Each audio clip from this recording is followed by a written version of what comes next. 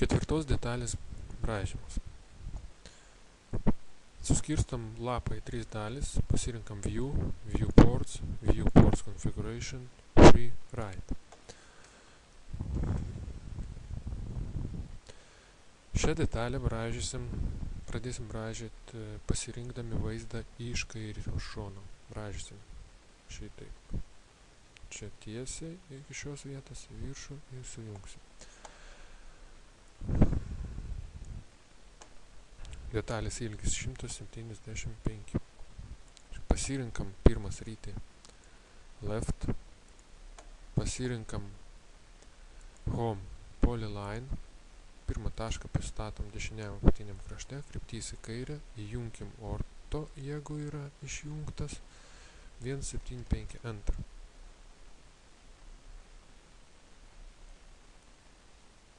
Kryptys į viršų, 6. Kryptys į dešinę,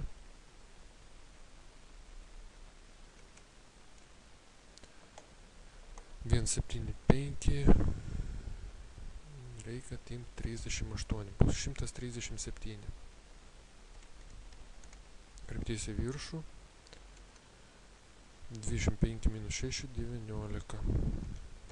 Kryptys į dešinę, 38, C klaviatūrai paspaudžiam ir paspaudžiam Enter. Perinam į trečią sritį, paspaudžiam SW Isometric, matom mūsų objektą, paspaudžiam komandą Extrude, pažymim objektą, Enter, išstumiam. Nurodom kiek? 50. Dabar liko nupiešti 3 objektus, 2 iš kurių reikės iškirpti. Pirmą nupiešim šį trikampį.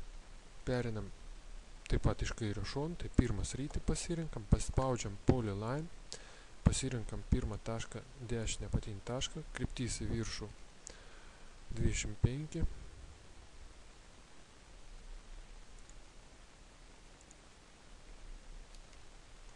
kryptys į kairę 25, C, Enter, sujungiam.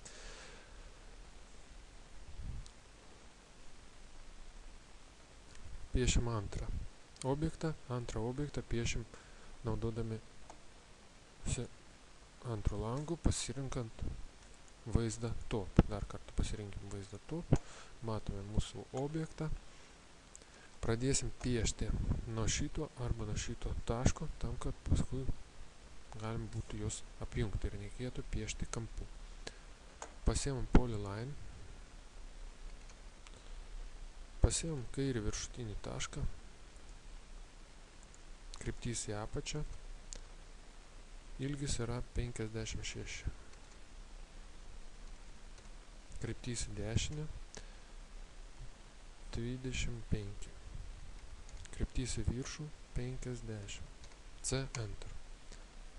Ir dar vieną objektą nupiešim, tai va šį objektą.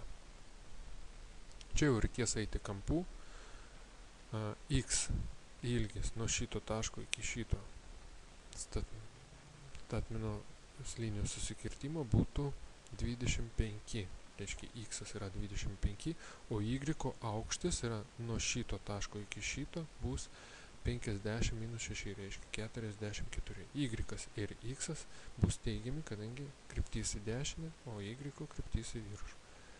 Pasirinkam antrą sritį Front, sumažinam šiek tiek,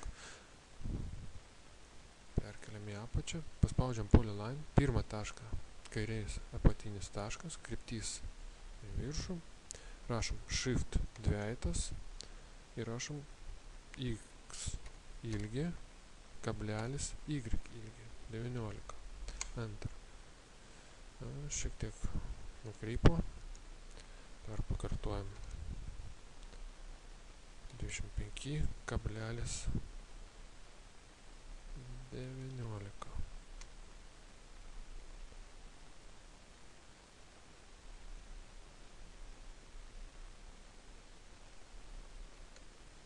Atsiprašau, suklydau, 44, reiškia. X vėl Shift dviejas, X 25, o Y, kaip sakiau, 44. Toliau shift dviejas ir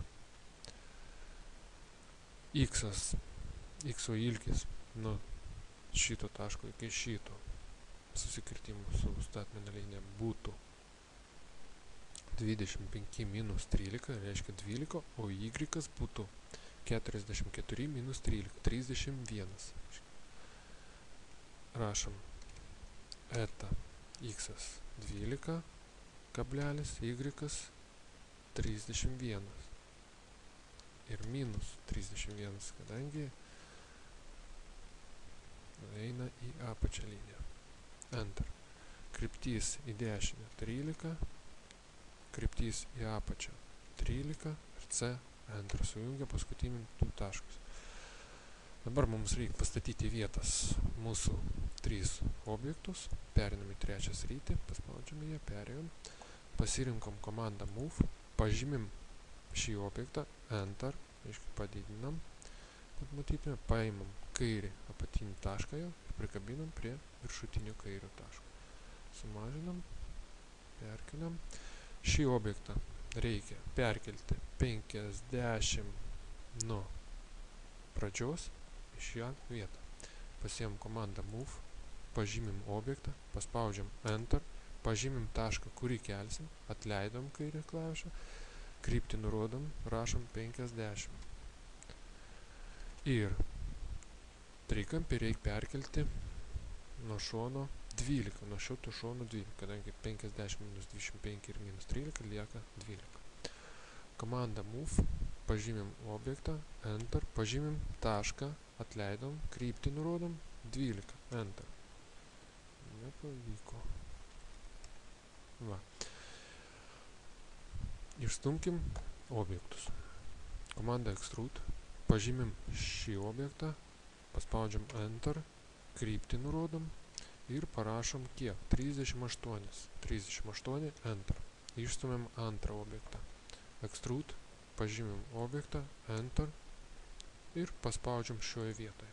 Mus nedomina jo ilgis aukščio išstumimo.